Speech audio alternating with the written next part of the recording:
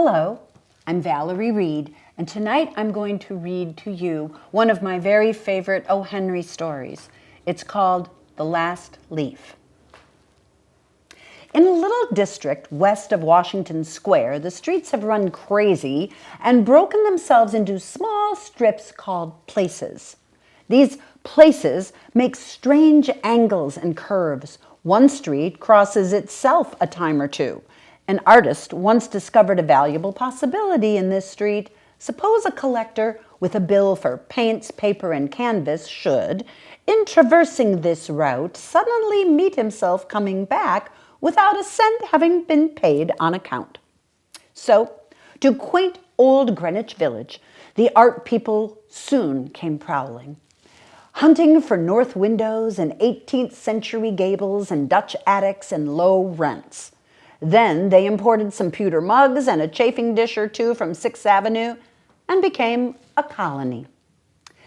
At the top of a squatty 3-story brick, Sue and Johnsy had their studio. Johnsy was familiar for Joanna. One was from Maine, the other from California. They had met at the table d'hôte of an 8th Street Delmonico's and found their tastes in art, chicory salad, and bishop sleeves so congenial that the joint studio resulted. That was in May. In November, a cold, unseen stranger, whom the doctors called pneumonia, stalked about the colony, touching one here and there with his icy fingers. Over on the east side, this ravager strove boldly, smiting his victims by scores, but his feet trod slowly through the maze of the narrow and moss-grown places. Mr. Pneumonia was not what you would call a chivalric old gentleman. A mite of a little woman with blood thinned by California zephyrs was hardly fair game for the red-fisted, short-breathed old duffer. But Johnsy, he smote, and she lay, scarcely moving on her painted iron bedstead, looking through the small Dutch window at the blank side of the next brick house. One morning, the busy doctor invited Sue into the hallway with a shaggy gray eyebrow. She has one chance in, let us say 10, he said as he shook down the mercury in his clinical thermometer. And that chance is for her to want to live. This way people have of lining you on the side of the undertaker makes the entire pharmacopoeia look silly. Your little lady has made up her mind that she's not going to get well. Has she anything on her mind? Well, she wanted to paint the Bay of Naples someday, said Sue. Paint? Bosh! Has she anything on her mind worth thinking twice? A man, for instance. A man, said Sue, with a juice harp twang in her voice. Is a man worth... But no, doctor. No, there is nothing of the kind. Well, it is the weakness then, said the doctor. I will do all that science, so far as it may filter through my efforts, can accomplish, but whenever my patient begins to count the carriages in her funeral procession, I subtract 50% from the curative power of medicines. If you will get her to ask one question about the new winter styles in cloak sleeves, I will promise you a 1 in 5 chance for her instead of 1 in 10. After the doctor had gone, Sue went into the workroom and cried a Japanese napkin to a pulp. Then she swaggered into Johnsy's room with her drawing board whistling ragtime. Johnsy lay, scarcely making a ripple under the bedclothes, with her face toward the window. Sue stopped whistling, thinking she was asleep. She arranged her board and began a pen and ink drawing to illustrate a magazine story. Young artists must pave their way to art by drawing pictures for magazine stories that young authors write to pave their way to literature. As Sue was sketching a pair of elegant horseshoe riding trousers and a monocle of the figure of the hero, an Idaho cowboy, she heard a low sound several times repeated. She went quickly to the bedside.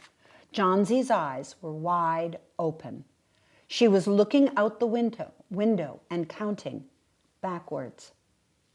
12, she said. And a little later, 11, and then 10, and 9, and then 8 and 7 almost together. Sue looked solicitously out of the window. What was there to count? There was only a bare, dreary yard to be seen and the blank side of the brick house 20 feet away. An old ivy vine, gnarled and decayed at the roots, climbed halfway up the brick wall. The cold breath of autumn had stricken its leaves from the vine until its skeleton branches clung, almost bare, to the crumbling bricks. "What is it, dear?" asked Sue. 6, said Johnsy in almost a whisper. "They're falling faster now. 3 days ago there were almost 100. It made my head ache to count them, but now it's easy. There goes another one. There are only 5 left now." "5 what, dear?" "Leaves.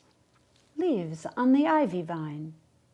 When the last one falls, I must go too. I've known that for 3 days. Didn't the doctor tell you?" "Oh, I never heard of such nonsense," complained Sue with magnificent scorn. "What have old ivy leaves to do with your getting well? And you used to love that vine so, you naughty girl. Don't be a goose. Why, the doctor told me this morning that your chances for getting well real soon were, let's see exactly what he said. He said the chances were 10 to 1. Why, that's almost as good a chance as we have in New York when we ride on the streetcars or walk past a new building. Try to take some broth now and let me go back to my drawing so I can sell the editor man with it and buy port wine for my sick child and pork chops for my greedy self." "Oh, you needn't get any more wine," said Johnsy, keeping her eyes fixed out the window. "There goes another. No, I don't want any broth. That leaves just 4. I want to see the last one fall before it gets dark. Then I'll go too." "Johnsy, dear," said Sue, bending over her, "will you promise me to keep your eyes closed and not look out the window until I am done working?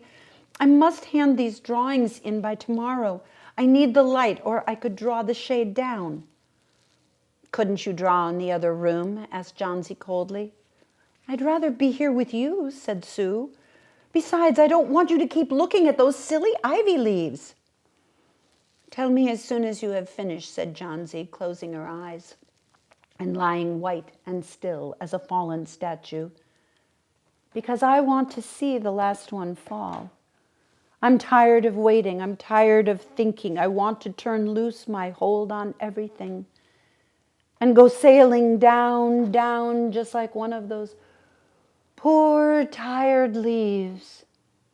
"Try to sleep," said Sue. "I must call Behrman up to be my model for the old hermit miner. I'll not be gone a minute. Don't try to move till I come back." Old Behrman was a painter who lived on the ground floor beneath them. He was past 60 and had a Michelangelo's Moses beard curling down from the head of a satyr along with the body of an imp. Behrman was a failure in art. 40 years he had wielded the brush without getting near enough to touch the hem of his mistress's robe. He had been always about to paint a masterpiece, but had never yet begun it. For several years he had painted nothing except now and then a daub in the line of commerce or advertising. He earned a little by serving as a model to those young artists in the colony who would not pay the price of a professional. He drank gin to excess and still talked of his coming masterpiece. For the rest, he was a fierce little old man who scoffed terribly at softness in anyone and who regarded himself as an especial mastiff in waiting to protect the 2 young artists in the studio above. Sue found Behrman smelling strongly of juniper berries in his dimly lighted den below. In one corner was a blank canvas on an easel that had been waiting there for 25 years to receive the first line of the masterpiece.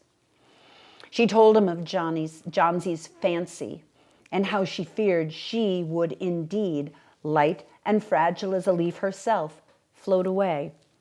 when her sight beheld the last leaf, and her slight hold upon the world grew weaker.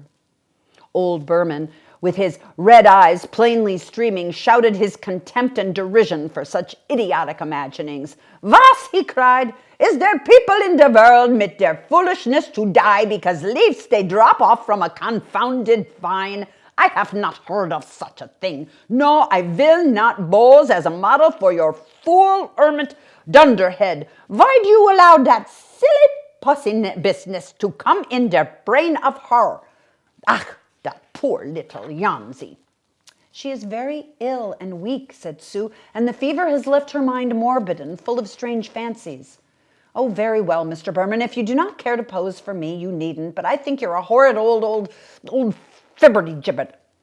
"Ah, you are just like a woman," yelled Berman. "Who said I will not pose? Go on, I commit you. For half an hour I have been trying to say that I am ready to pose. Gott, this is not any place in which one so good as Miss Janzi shall lie sick. Some day I will paint a masterpiece and we shall all go away. Gott, yes." Janzi was sleeping when they went upstairs. Sue pulled the shade down to the windowsill and motioned Behrman into the other room. In there, they peered out the window fearfully at the ivy vine. Then they looked at each other for a moment without speaking. A persistent cold rain was falling, mingled with snow. Behrman, in his old blue shirt, took his seat as the hermit miner on an upturned kettle for a rock. When Sue awoke from an hour's sleep the next morning, she found Janzi with dull, wide-open eyes staring at the drawn green shade. "Pull it up. I want to see," she ordered in a whisper. Wearily, Sue obeyed. But lo, after the beating rain and fierce gusts of wind that had endured through the livelong night, there yet stood out against the brick wall one ivy leaf. It was the last one on the vine. Still dark green near its stem, with its serrated edges tinted with the yellow of dissolution and decay, it hung bravely from the branch some 20 feet above the ground. "It is the last one," said Janzi. "I thought it would surely fall during the night. I heard the wind. It will fall today, and I shall die at the same time." "Dear, dear," said Sue, leaning her worn face down to the pillow. "Think of me if you won't think of yourself. What would I do?" But Janzi did not answer. The lonesomest thing in all the world is a soul when it is making ready to go on its mysterious far journey. The fancy seemed to possess her more strongly as one by one the ties that bound her to friendship and to earth were loosened. The day wore away, and even through the twilight they could see the lone ivy leaf clinging to its stem against the wall. And then, with the coming of the night, the north wind was loosed again, while the rain still beat against the windows and spattered down from the low Dutch eaves. When it was light enough, Janzi, the merciless, commanded that the shade be raised. The ivy leaf was still there. Janzi lay for a long time looking at it. And then she called to Sue, who was stirring her chicken broth over the gas stove. "I've been a bad girl," said Janzi. "Something has made that last leaf stay there to show me how wicked I was. It is a sin to want to die. You may bring me a little broth now and some milk with a little port in it. And no, bring me a hand mirror first, and then pack some pillows about me, and I will sit up and watch you cook." An hour later, she said, "Sue, someday I hope to paint the Bay of Naples." The doctor came in the afternoon, and Sue had an excuse to go into the hallway as he left. "Even chances," said the doctor, taking Sue's thin, shaking hand in his. "With good nursing, you'll win. And now I must see another case I have downstairs. Behrman, his name is. Some kind of an artist, I believe. Pneumonia, too. He's an old, weak man, and the attack is acute. There is no hope for him, but he goes to the hospital today to be made more comfortable." The next day, the doctor said to Sue, "She's out of danger now. You've won. Nutrition and care, that's all. And that afternoon, Sue came to the bed where Johnsy lay contentedly knitting a very blue and very useless woolen shoulder scarf and put one arm around her, pillows and all. "I have something to tell you," she said. "Mr. Behrman died of pneumonia today in the hospital. He was ill only 2 days. The janitor found him in the morning of the first day in his room downstairs, helpless with pain. His shoes and clothing were wet through and icy cold. They couldn't imagine where he had been on such a dreadful night. And then they found a lantern still lighted and a ladder that had been dragged from its place and some scattered brushes and a palette with green and yellow colors mixed on it. And look out the window, dear, at the last ivy leaf on the wall. Didn't you wonder why it never fluttered or moved when the wind blew? Ah, darling, it's Behrman's masterpiece. He painted it there the night that the last leaf fell."